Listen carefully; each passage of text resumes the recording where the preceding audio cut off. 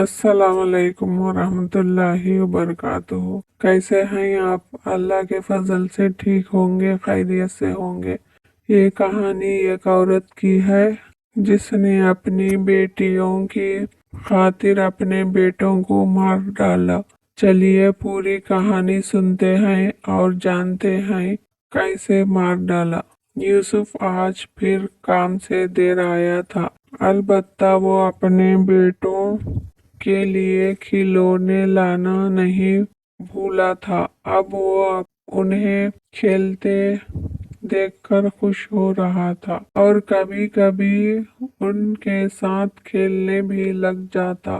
Pfizer जो खाना पकाने में मसरूफ थी, अचानक उसकी नजर अपनी बेटियों ईशा और फजर पर पड़ी, जो हसरत भरी निगाहों से बाप और भाइयों को देख रही थी। फाइजा इतनी दूर बैठकर भी उनकी आंखों के आंसू देख सकती थी। फाइजा के दिल में यूसुफ के लिए नाराजगी के जज्बात उभरे। वो जल्दी जल्दी काम खत्म करके यूसुफ के पास गई और पूछने लगी, ईशा और फजर के लिए क्या लाए हो? यूसुफ ने हैरानी से फाइजा की तरफ देखा और कहने लगा, मैं उनके लिए क्या लाता? रास्ते में मुझे निहाल और बिलाल के लिए खिलौने नजर आए तो उनके लिए मैंने खरीद लिए। ये सुनकर फाइजा को बहुत गुस्सा आया और उन दोनों की लड़ाई हो गई। हर दफा यूं ही होता। यूसुफ निहाल और बिलाल के लिए जरूर कुछ न कुछ लाता, मगर बेटियों के लिए शाज व नादर ही कभी कोई चीज लाता था। फाइजा को अब यकीन होता जा रहा था कि यूसुफ बेटियों की निस्बत बेटों से ज्यादा प्यार करता है और ईशा और फजर बाप के प्यार को तरसती है। ये सोचकर फाइजा के दिल व दिमाग पर इस तरह हावी हुई कि उसके दिल में निहाल और बिलाल के लिए शदीद नफरत पैदा होने लगी। वो बिलाल और निहाल से नफरत के इजहार करने लगी थी, लेकिन यूसुफ की वजह से चुप हो जाती। यूसुफ फाइजा के इस रवैये से सख्त परेशान था। उसको समझ ना आती फाइजा बच्चों के साथ क्यों ऐसे पेश आती है। फाइजा के दिल में ख्याल आया, अगर निहाल और बिलाल ना होते तो यूसुफ अपनी सारी तवज्जो और मोहब्बत ईशा और फजर की तरफ देगा। अब वो हर वक्त यही सोचती रहती और हर काम गायब दिमागी से सर अंजाम देती। फाइजा की मुसलसल गायब दिमागी की वजह से यूसुफ ने उससे बात की कि ऐसा क्या मसला है जिसकी वजह से वो परेशान है। वो हर दफा बात टाल देती। एक दिन यूसुफ काम से घर वापस आया तो उसे घर की फिजा में अजीब वहशत महसूस हुई। उसकी दुनिया लुट चुकी थी। वो सुबह सही सलामत निहाल को छोड़कर गया था और अब सहन में वो मुर्दा हालत में पड़ा था। सबसे हैरान किन बात ये थी कि फाइजा की आंखों में गम के बजाय एक दहशत थी।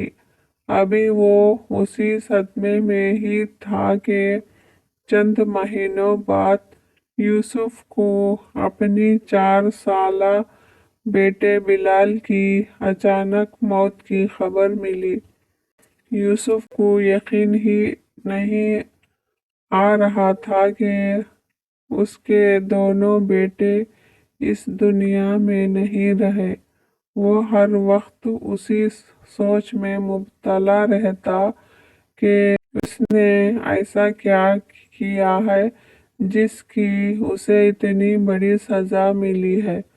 اسے کبھی کبھی اپنی بیوی پر شک ہوتا، شاید بیٹوں کی موت میں اس کا کوئی ہاتھ ہے، لیکن وہ یہ سوچتا کہ کوئی ماں کبھی اپنے بچوں کو قتل نہیں کر سکتی۔ فائزہ کو ہر وقت اپنا سانس گھٹتا ہوا محسوس ہوتا، ایسے لگتا کہ اس کے بچے اسے بلا رہے ہیں۔ وہ رات کو اٹھ کر چیخیں مارتی۔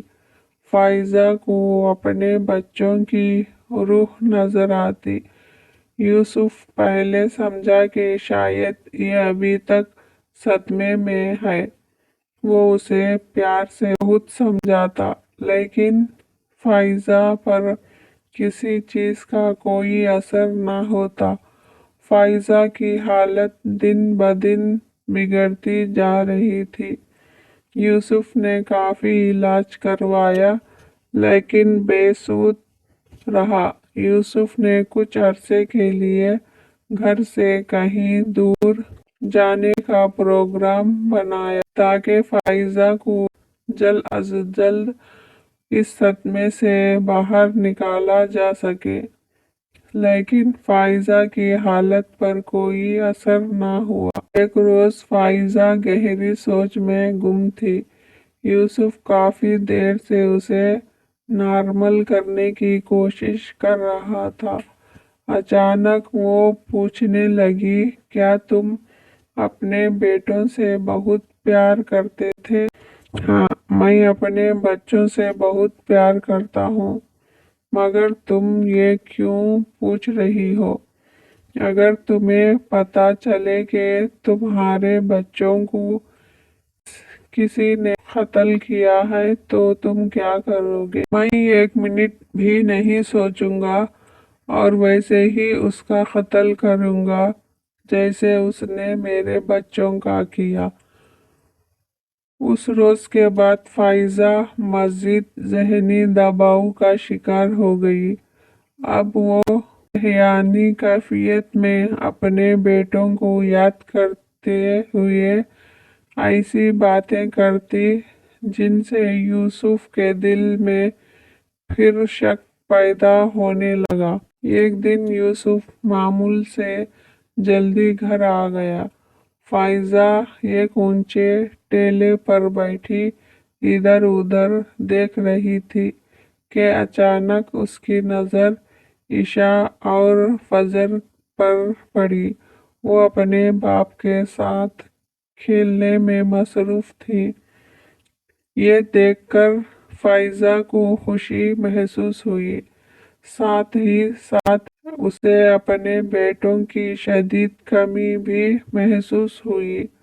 اسے ہر جگہ نہال اور بلال کی آوازیں اور شعلے نظر آنے لگے۔ اسے اپنا دماغ پھٹتا ہوا محسوس ہوا۔ اس کا سانس بند ہونے لگا۔ یوسف کی نظر اچانک فائزہ پر پڑی۔